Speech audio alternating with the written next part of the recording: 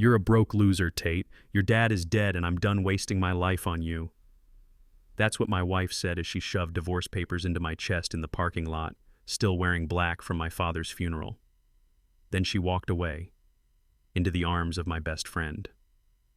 In one day I lost my father, my marriage, and the last illusion I had about loyalty.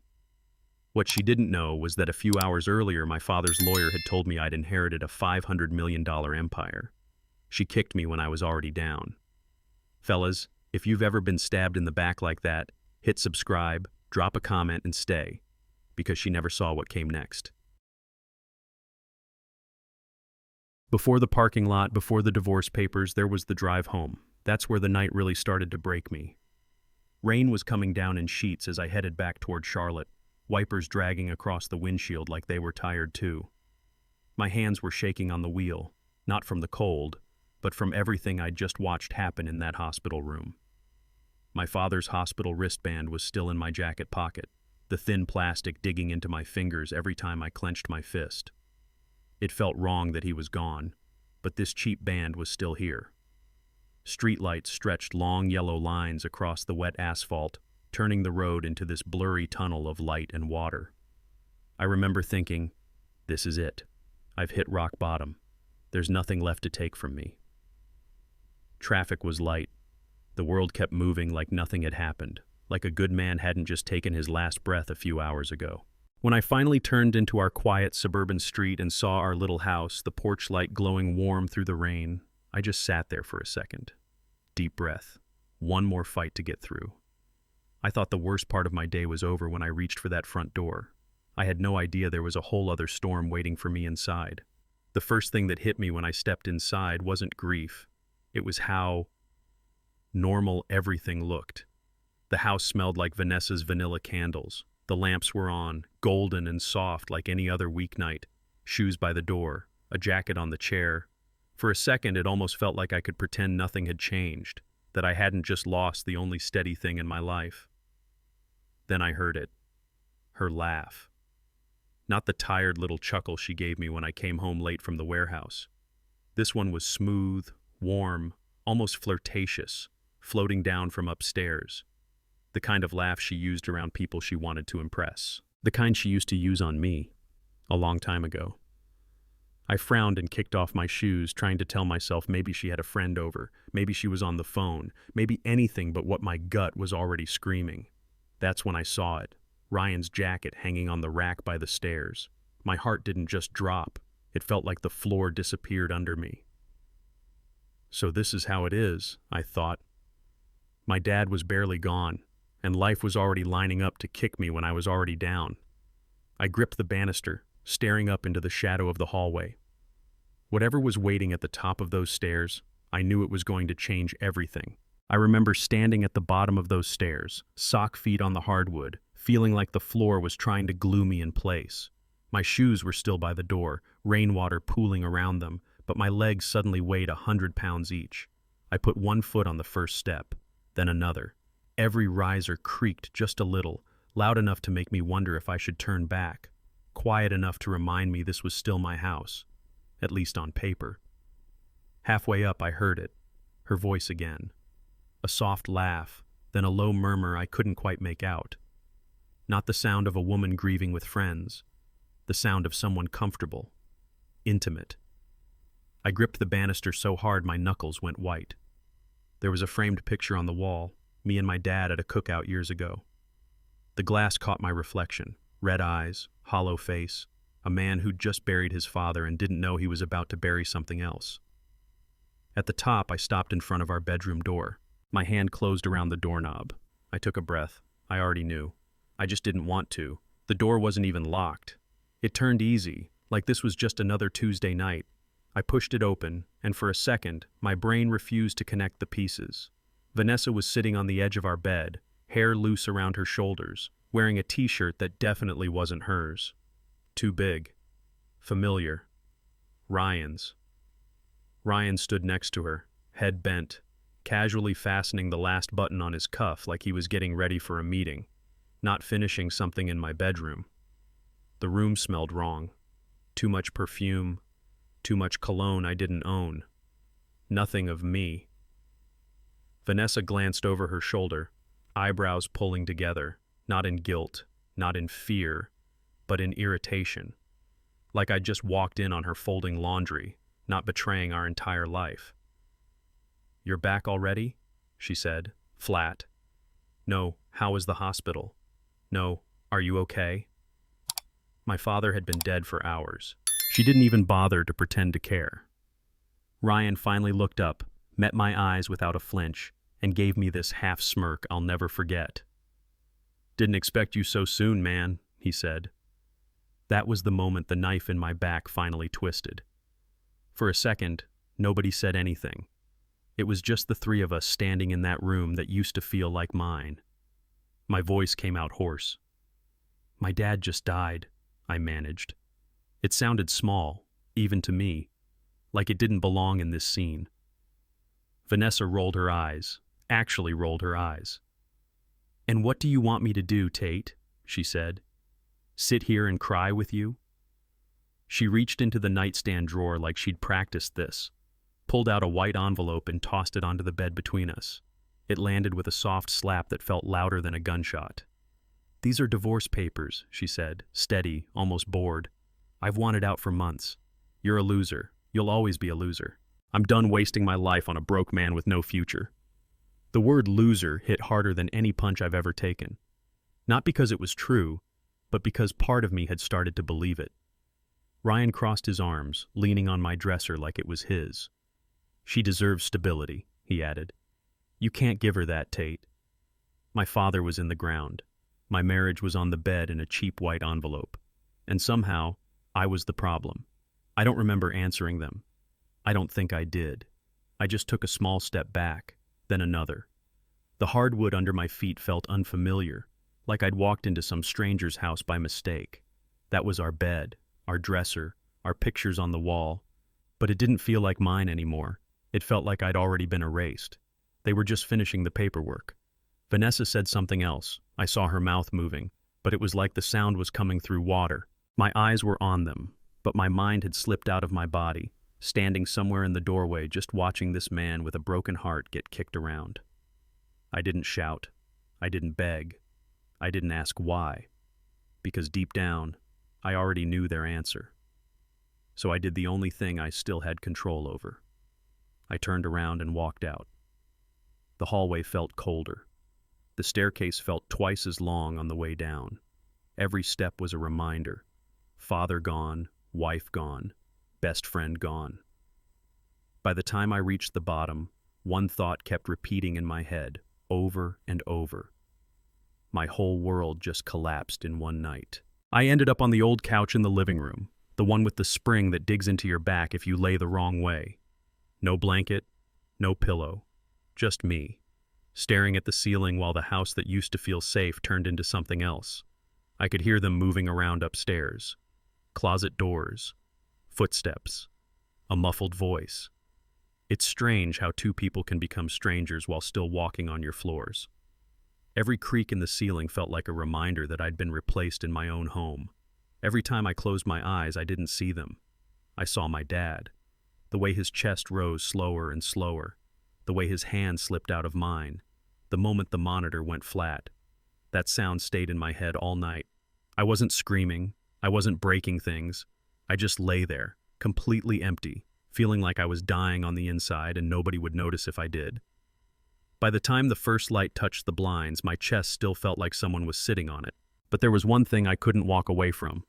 My father deserved a proper goodbye. So I got up.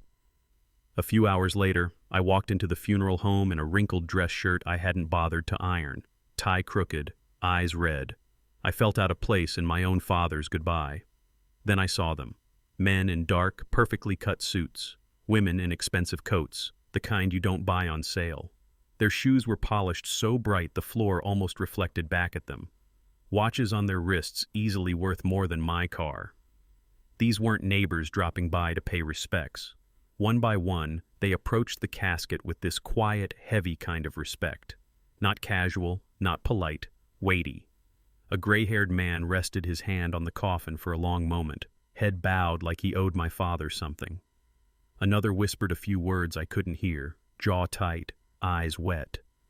I stood there in the corner feeling like the hired help, not the son. Nobody looked surprised to see them there. They looked surprised to see me. I stared at my father's face one more time and whispered under my breath, so low only he could hear it. Dad, who were you really? After the service, people started filing past me in a slow line, shaking my hand, saying the usual things. Sorry for your loss. He was a good man, the kind of phrases you hear at every funeral. But then it shifted. An older man with silver hair and a navy suit gripped my hand with both of his and held it a beat too long. Your father was an extraordinary man, he said, looking me dead in the eye like I was supposed to understand what that meant. Another guy, sharp jaw, perfect tie, stepped up behind him. He trusted you deeply, Tate, more than anyone, he added. I had no idea who he was. I'd never seen him at our house, never heard his name at dinner. They started talking in this language that didn't belong to the life I knew. Deals, alliances, long-term contracts, strategic partnerships.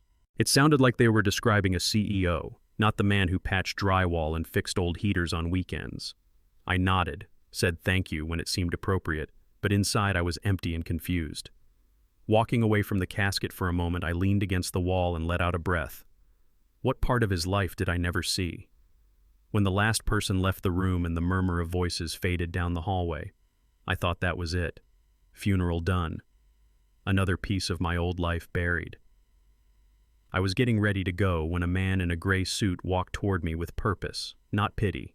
Mid-50s, calm eyes, the kind of presence that says I'm not here by accident. Tate, he said, offering his hand. I'm Wallace, your father's attorney. Attorney. The word landed strange. My dad had a mechanic, a dentist, a guy from church who fixed his truck. An attorney? That was new.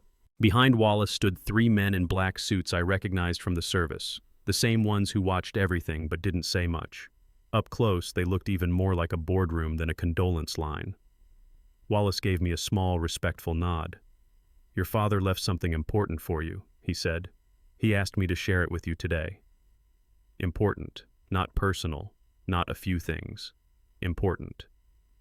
They led me down a quiet hallway, away from the flowers and soft music, to a private conference room.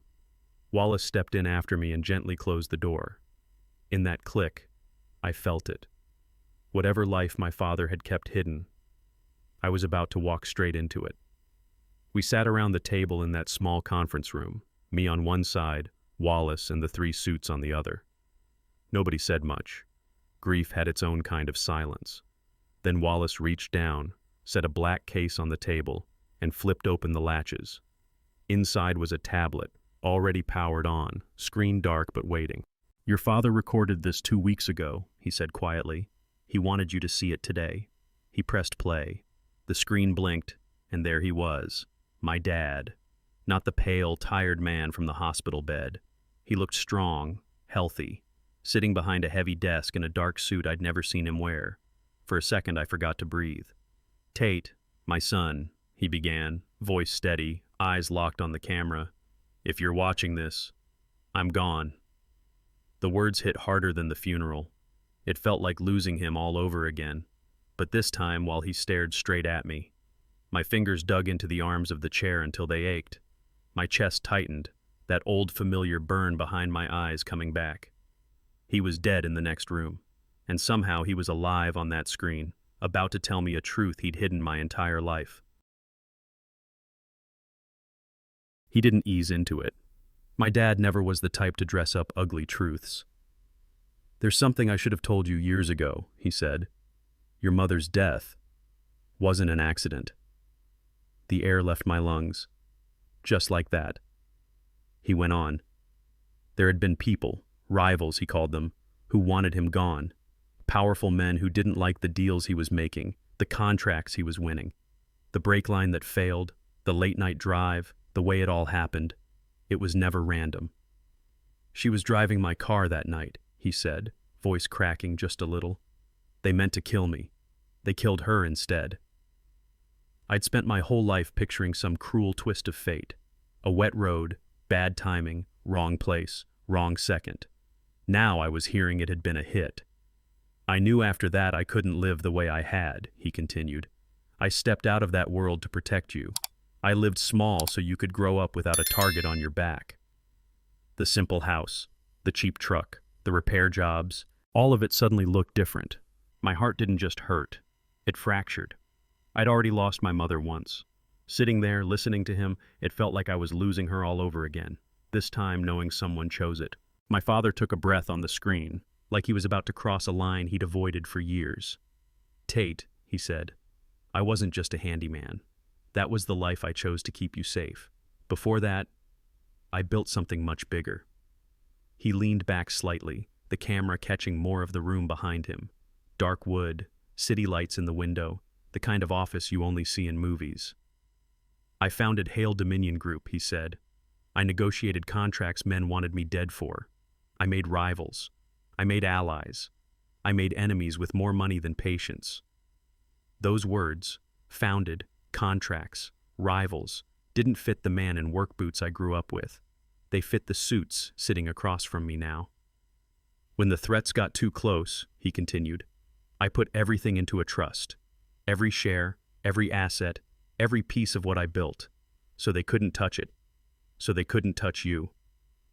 He paused, eyes softening. And now, it belongs to you. The room went silent. My ears started ringing. Warehouse paychecks, overdue bills, my wife calling me a broke loser, all of it crashed against one sentence. It belongs to you. A $500 million empire. And I'd been loading trucks for a living. I must have looked stunned because even through the screen my father seemed to know what I was thinking. You probably feel overwhelmed, he said. You may think you're not ready, but I built you for this, Tate. He wasn't talking about boardrooms or balance sheets. He talked about the nights he made me double-check the work, fix what wasn't quite right instead of cutting corners. The times he made me go back and apologize when I'd lost my temper. The way he'd say, a man's character is his real resume. On screen, he looked past the camera for a moment, then back. To the board sitting with my son, he added, voice sharpening. Support him, guide him the way you once guided me. He carries my name, but he is his own man. Then his tone softened again. Live carefully but not fearfully. I hid because I had to. You don't. Your mother's last words to me were simple. Protect our son. Let him grow. I've done my part. Now it's yours. He held my gaze for a heartbeat that felt too short, and then the screen went black. No replay, no chance to ask questions. Just me, a dead man's last words, and a future I never saw coming. When the screen went black, nobody spoke. The only sound was the faint hum of the air conditioning and my own heartbeat pounding in my ears. Then Wallace cleared his throat, opened a thick folder, and turned it toward me. This is the trust, he said. Transfer documents, board transition, your father's final directives. On top, in clean, careful print, was my name. Tate Mercer, successor, controlling shareholder. David Shaw, the man in the middle of the three suits, stepped forward slightly. Per your father's instructions, he said, you are now the majority owner of Hale Dominion Group, and the next CEO. I let out a short, humorless laugh. I work in a warehouse, I said quietly. I don't run empires. David didn't flinch. You will, he replied. We'll guide you. You won't be alone in this. But that's the thing no one tells you. You can fill a room with lawyers and executives, but when someone drops a $500 million legacy in your lap, you've never been more alone. On paper, I was a CEO. In my chest, I was still just a son who'd lost his dad, and a man whose wife had called him a loser. Eventually, the signatures were done. Hands were shaken. Formal words were exchanged. Wallace promised follow-up meetings, timelines, introductions. David mentioned the headquarters, the board, the next steps. I nodded at all the right times, but my mind was somewhere else entirely. When I finally stepped out of that conference room and back into the hallway, it felt like emerging from a tunnel. The scent of flowers hit me again. The quiet murmur of distant voices. The reality that my father's body was still here, even if his future for me had already moved on. Outside, the rain had stopped. The pavement in the parking lot was still wet, catching the streetlights and stretching them into long, shaky reflections. Same building, same sky, same town. But I wasn't the same man who had walked in. A few hours earlier, I'd been a broke warehouse worker with a dead father, a cheating wife, and nothing to my name. Now I was holding the keys to a life I hadn't even known existed. Something changed in me that day, I remember thinking. I looked up at the dark clouds breaking apart and whispered, "Dad died protecting a secret I didn't even know I had." And for the first time, I wondered if maybe I wasn't a loser after all. Instead of going back to the house where Vanessa and Ryan were, I drove to the one place that still felt like it belonged to just me and him, my dad's old place. It was a small, one-story house on the edge of town. Nothing special from the outside. Faded siding, cracked driveway, porch light that always flickered twice before it settled. The kind of place nobody would ever look at and think, there lives the man behind a $500 million company. Inside, it smelled like coffee, motor oil, and old books. His bedroom was exactly how he'd left it. Plain wooden bed, thin mattress, boots by the wall, scuffed and tired, a couple of flannel shirts hanging from a hook on the back of the door, sleeves rolled the way he liked them. I sat down on the edge of his bed and ran my hand across the worn blanket. No silk, no marble, no luxury. Just a man who'd chosen to live small. All those years I thought he stayed in his lane because he didn't want more. Now I knew better. He didn't live small because he had nothing. He lived small so I could live it all. As I sat there, my eyes landed on something I'd never really paid attention to before. A small wooden box on his nightstand. Dark wood, edges worn smooth from years of being there. I picked it up, half expecting it to be empty. It wasn't. Inside were photographs. Real ones.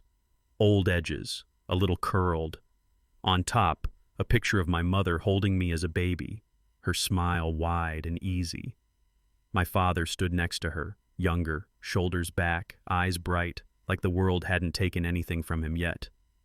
Photo after photo, cookouts, a nicer car than I remembered, him in a suit shaking hands with men I'd probably just seen at the funeral. A whole life before the threats, before the crash, before the hiding. I felt this weird mix of laughing and crying at the same time, like I was touching a version of my family that had been stolen from me before I was old enough to understand it. Sitting on that old bed, pictures in my hands, something shifted. For years, my father hid so I could stay alive. Looking at those faces, I felt a small fire light up inside me. I decided right there. I wasn't going to live hiding anymore. The next month didn't feel like 30 days. It felt like one long gray blur. I woke up, went to work at the warehouse, came home, stared at the same walls, and went to bed. No plans, no future, just motion. Like my body kept going because it didn't know how to stop, even though my mind already had. On the dining table sat a thick folder with the Hale Dominion Group logo on it. Trust documents, ownership papers, everything Wallace had explained. Some nights I'd sit down, flip it open, stare at the first page, and close it again. Empire or not, I still felt like the guy loading pallets in the back. 2 days after my father's funeral, Vanessa packed her things. Ryan showed up with his truck to help her. I watched from the front window as they carried out boxes, laughing at something I couldn't hear. No screaming match, no dramatic scene, just removal. They drove away without looking back. I didn't chase them, didn't bang on the hood. Truth is, I didn't have the energy to be angry anymore. Some wounds don't bleed, they just sit in your bones and make everything heavy. I was alive, but I wasn't really living. When the court date finally came, it felt less like an ending and more like another errand I had to run. Oil change, groceries, divorce. I put on a clean shirt, the cheapest one I owned that still passed for formal, and drove downtown. The courthouse smelled like disinfectant and old paper, the kind of place where lives get decided in under 15 minutes. Vanessa was already there when I walked in. Navy dress, hair straightened, makeup perfect. She looked like she was headed to a job interview, not the burial of a marriage.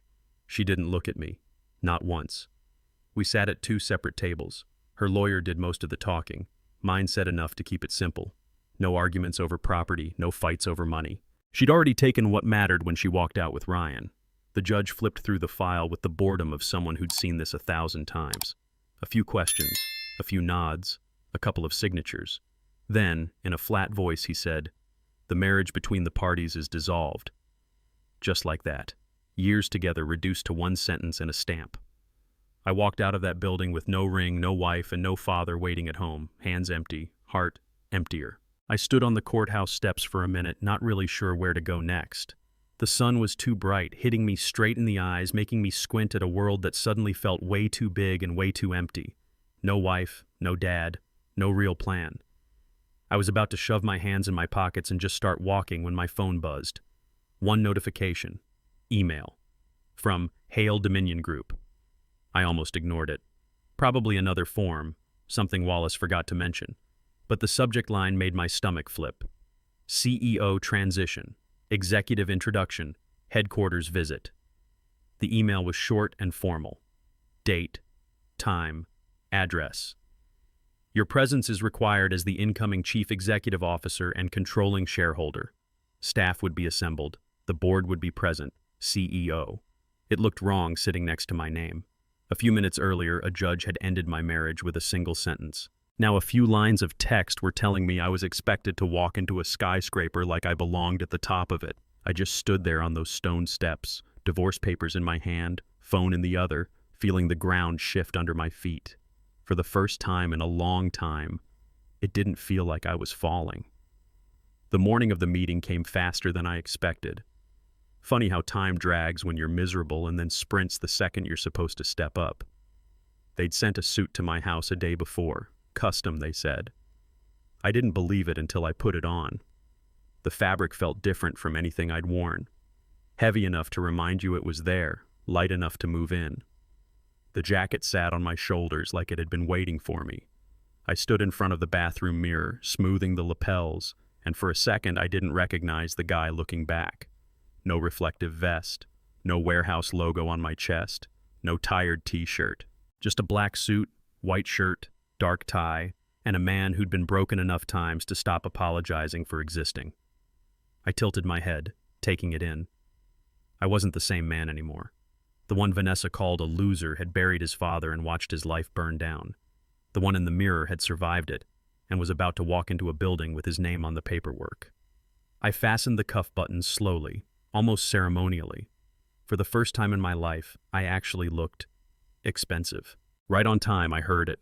The low, smooth rumble of an engine outside my window. Not the usual start and cough of my old pickup. This sound was deeper, cleaner, serious. I pulled the curtain back and just stared for a second. Parked at the curb, in front of my beat-up little house, was a black Mercedes Maybach, shiny enough to throw the whole street back at itself.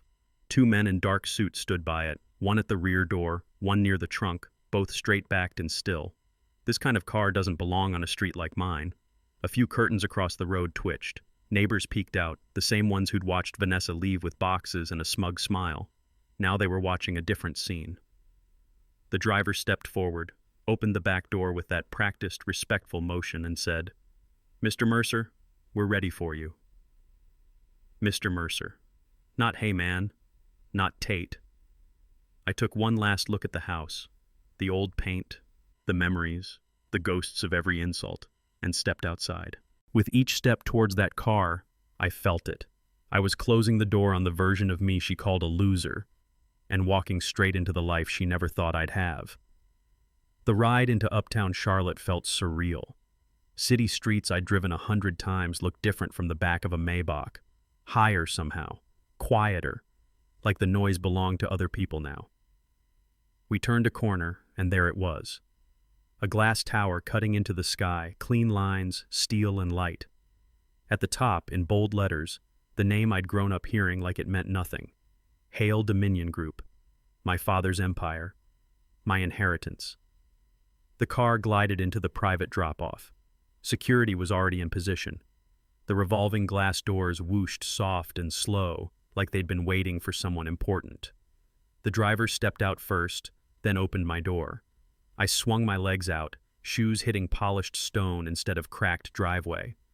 Conversations near the entrance dipped, heads turned. I buttoned my jacket, took a breath, and stood up straight. For the first time in my life, I didn't feel like I was sneaking into a world that wasn't mine. I walked toward those doors like I actually belonged there, because whether I felt ready or not, I did. The glass doors slid open, and the first thing I saw wasn't the lobby, it was the people. Both sides of the entrance were lined with employees, managers, assistants, interns, security, forming a human corridor from the front doors all the way to the elevators. 2 straight lines, backs straight, shoulders squared, eyes forward. I'd seen this kind of thing on TV when a new CEO took over. Never thought I'd be the one walking down the middle. As I stepped in, the noise dropped. Conversations cut off mid-sentence. You could feel people holding their breath, trying not to stare too openly but failing. Halfway through, I glanced left. That's when I saw her. Vanessa, standing with the HR team, company badge clipped to her blouse, a stack of folders in her hands. For a second, she didn't seem to register who I was. Then it hit her. Her fingers twitched, and the papers nearly slipped from her grip. Color drained from her face. On the right, in the line of managers, was Ryan. Our eyes met. His skin went so pale he looked almost sick. His jaw tightened, but his hand shook around the folder he was pretending to hold steady. In that hallway, between 2 perfect lines of people, the loser they'd thrown away had just walked in, as their new boss. But then Ryan looked at me, and something was wrong. Not fear, not guilt. Something darker, something calculated. He cut his eyes toward Vanessa. She looked back. A tiny signal. A shared secret. The kind people only make when they've crossed a line they can't undo.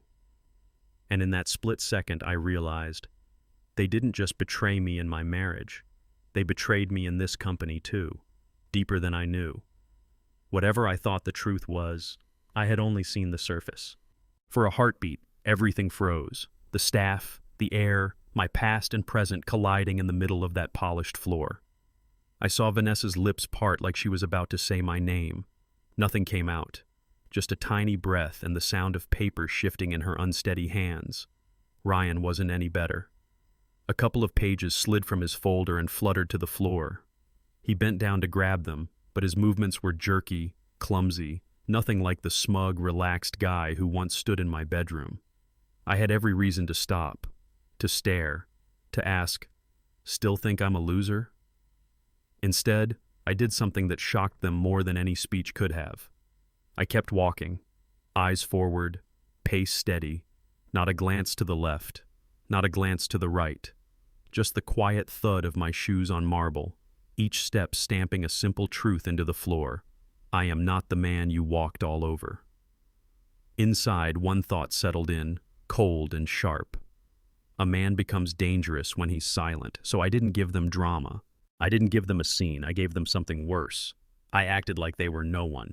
The elevator ride to the top floor was all glass and silence. Charlotte spread out below me, smaller with every passing second, like the life I'd lived up to this point, suddenly distant, almost unreal. When the doors slid open, a quiet hallway led to a set of double doors already standing open.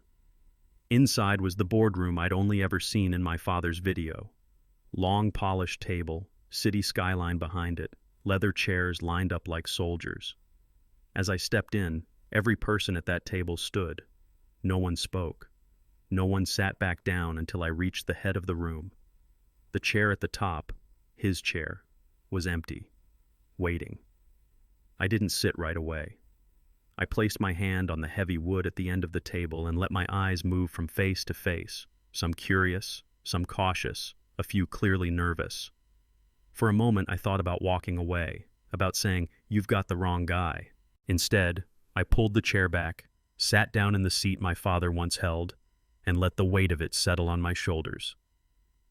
"We'll begin," I said. And just like that, it did. We went through the formalities first, introductions, titles, a quick recap of my father's legacy. David spoke about growth, market share, long-term stability, the kind of polished talk you expect in a room like that.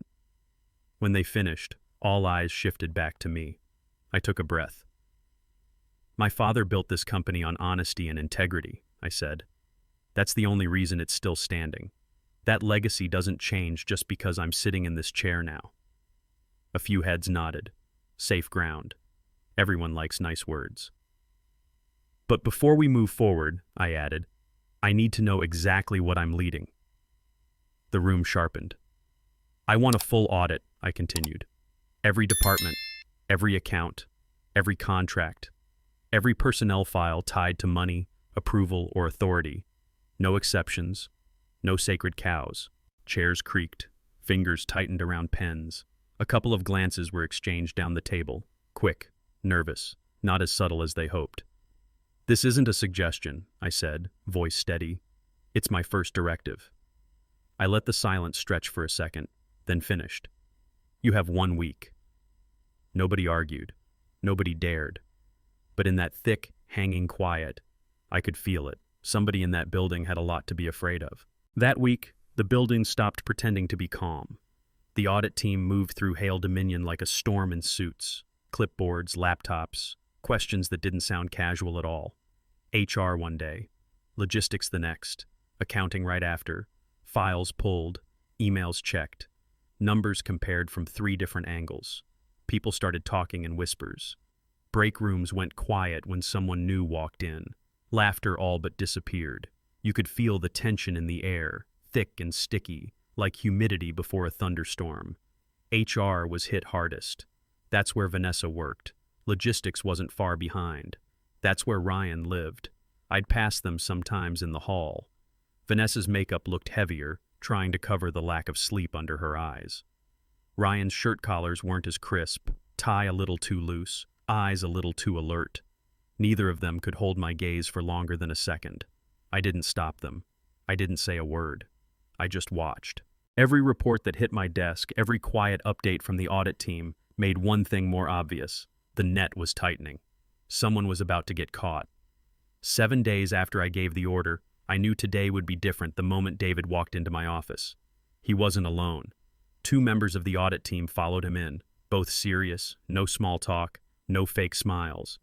David carried a thick folder in his hand, heavier than it looked, a bright red label clipped to the top. He set it down on my desk like it was evidence. "It's done," he said. No preamble, no build-up, just that. I stood up without realizing I'd moved, palms suddenly damp.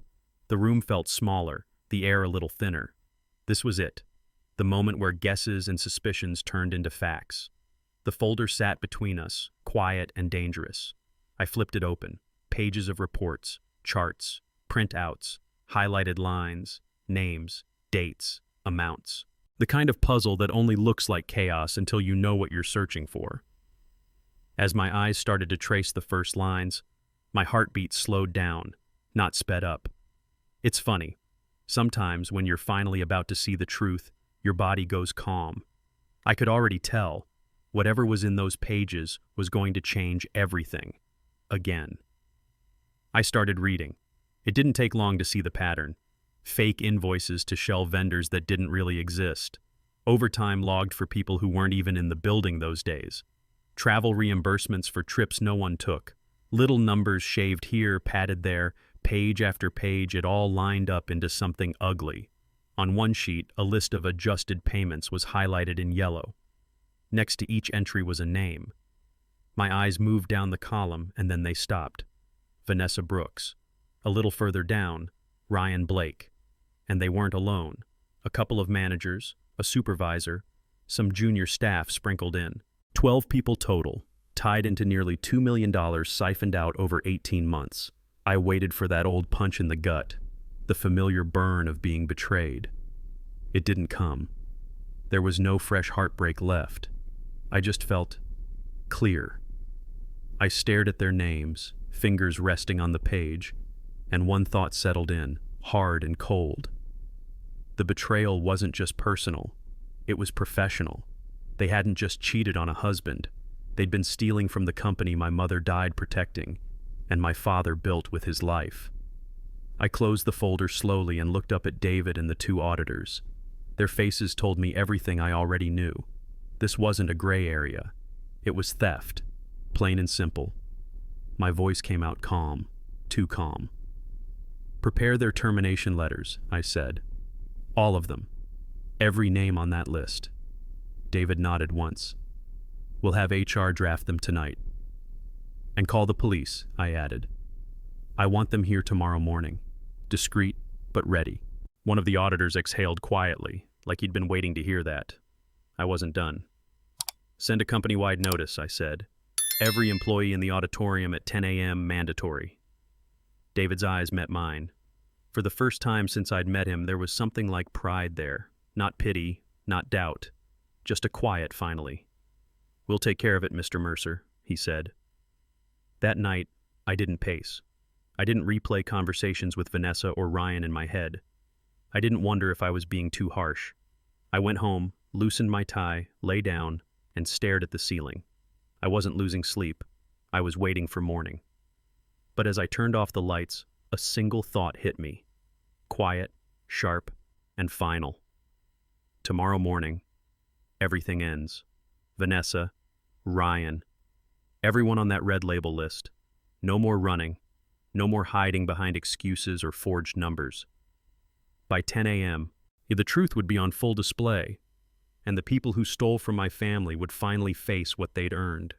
Tomorrow wouldn't be their day. It would be mine. By 9:57 a.m., the auditorium was full. Rows and rows of employees, from interns to senior managers, filling every seat. The low buzz of whispers rolled through the room, rumors about the audit, guesses, nervous jokes that didn't quite land. They all knew something was coming. They just didn't know what. At 9:58, the side door near the back opened quietly. A few uniformed officers slipped in, spreading out along the wall, half hidden in the shadows. Most people didn't even notice. The ones who did suddenly stopped talking. At exactly 10 o'clock, David gave me a small nod from the side of the stage. I walked out under the lights. The room reacted before their minds caught up, the kind of automatic respect that comes from habit. People stood. A rustle of fabric, chairs pushing back. I stepped up to the podium, felt the heat of the lights on my face, but I didn't squint. I didn't look away. I let the silence settle. When I finally spoke, my voice carried clean through the room. We conducted a company-wide audit, I began. Every head turned toward me. Every secret in that room suddenly felt a lot heavier. I didn't waste their time, or mine. In that audit, I said, we found what my father spent his life fighting against. People who thought they were smarter than the system, smarter than the company that feeds them, smarter than everyone sitting in this room. I didn't name names. Not yet. I didn't have to. You could see the guilt rise in a few faces like a temperature. This company was built on trust, I went on. Some of you honored that. Some of you cashed it out. I gave a small nod toward the front row. HR staff and senior leaders stepped into the aisles, each carrying stacks of plain white envelopes. No logos, no colors, just decisions, sealed in paper. Right now, I said, HR will distribute letters with the results of the audit. The room changed. You could feel hearts pick up speed. Some people reached for water. Some clasped their hands together, knuckles white. Hands shook as envelopes were taken. Paper slid down rows. Vanessa's came from a coworker she knew by name. She took it, eyes already wide, lips pressed thin, color draining fast. On the other side of the room, Ryan accepted his envelope slower, jaw tight, like he still believed he could bluff his way through anything. He tore his open with false confidence. She opened hers with trembling fingers. And for both of them, everything they'd stolen was about to come due. From the stage, I watched it land. Not just the envelopes, the reality. Vanessa stared at the page like it was written in another language. Her eyes darted across the lines until they locked onto one sentence in bold. Immediate termination, cause, embezzlement. Her face went ghost white. One hand flew to her mouth, the paper crinkling in the other. Tears flooded so fast it was like someone flipped a switch. This wasn't the confident woman who tossed divorce papers in my face. This was someone watching the floor disappear under her feet. Across the aisle, Ryan finished reading his. His jaw clenched so hard the muscles in his face shook. He gripped the letter so tight it bent in half, knuckles pale, eyes dark with a mix of anger and fear he couldn't hide. Whispers started to ripple through the room, low and sharp. People stole quick glances at them, then looked away, like staring too long might drag them into the fallout. I let it sit for a moment, then leaned toward the mic. In this company, I said, voice steady, Integrity is not optional. They'd laughed when they thought I was weak. Nobody was laughing now. The words were barely out of my mouth when the side doors opened again. This time, everyone noticed. The officers who'd slipped in quietly before now moved with purpose, stepping into the aisles, radios at their shoulders, eyes scanning the rows. One of them unfolded a sheet of paper and began to read from the audit list. Vanessa Brooks. Her name echoed through the speakers like a verdict. She shot up from her seat, the letter falling from her hands. "No," she gasped. "No, no, please, Tate." Her voice cracked on my name, too loud, too desperate. Her knees gave out and she dropped, mascara streaking down her cheeks, fingers clawing at the back of the chair in front of her as if it could anchor her to the life she'd just lost. On the other side, Ryan made a different choice. He bolted for the side exit, shoving past the end of the row. He didn't get far. Security cut him off, pinning him against the wall in 3 practiced moves. An officer caught his wrists, metal cuffs snapping shut with a sound that carried all the way to the stage. In front of the entire company, the 2 people who once thought they were above consequences finally met them, in steel. They started moving people out by name, one after another, but Vanessa didn't walk. She broke. She pulled herself out of the row and dropped to her knees, then started crawling down the aisle toward the stage, fingers slipping on the polished floor, letter crumpled in her fist. "Please, Tate," she cried, voice raw, ugly. "Please, I love you. I was stupid. I didn't know what I was doing. Please don't let them do this to me." Her hand reached out toward me like I was the last solid thing in a world that had just vanished under her. For a second, everyone in that room looked at her, then at me, waiting to see if I'd gloat, if I'd spit every bitter word I'd earned the right to say. I just looked down at her, no anger, no smile, no pity, just a calm, steady gaze. I didn't bend, I didn't speak, I didn't even shake my head. There was nothing left to explain. She knew what she'd done, and now she knew who I'd become. My silence hurt more than any words I could have said. So I let the officers lift her up and take her away, while I stood exactly where she'd once said I'd never be.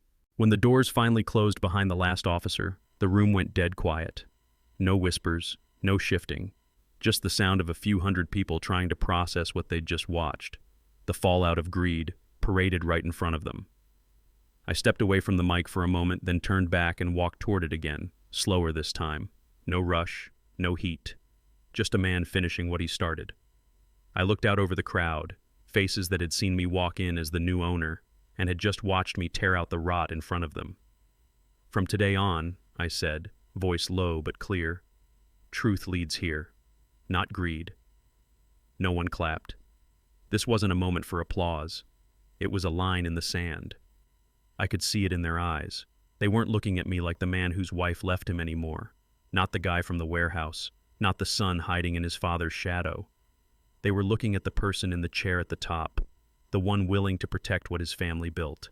I stepped away from the podium and headed off the stage. This time, when the crowd parted to let me through, it wasn't out of curiosity, it was respect. So that's how it went.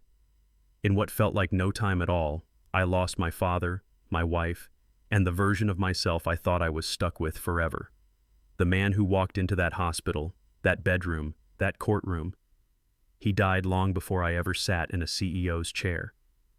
But here's the part I never saw coming. Rock bottom is where everything ugly falls away. In the middle of all that pain, I found the truth about my dad, the truth about my mom's death, the truth about the company that was quietly mine all along. And somewhere in that wreckage, I found something I'd never really had, my own worth.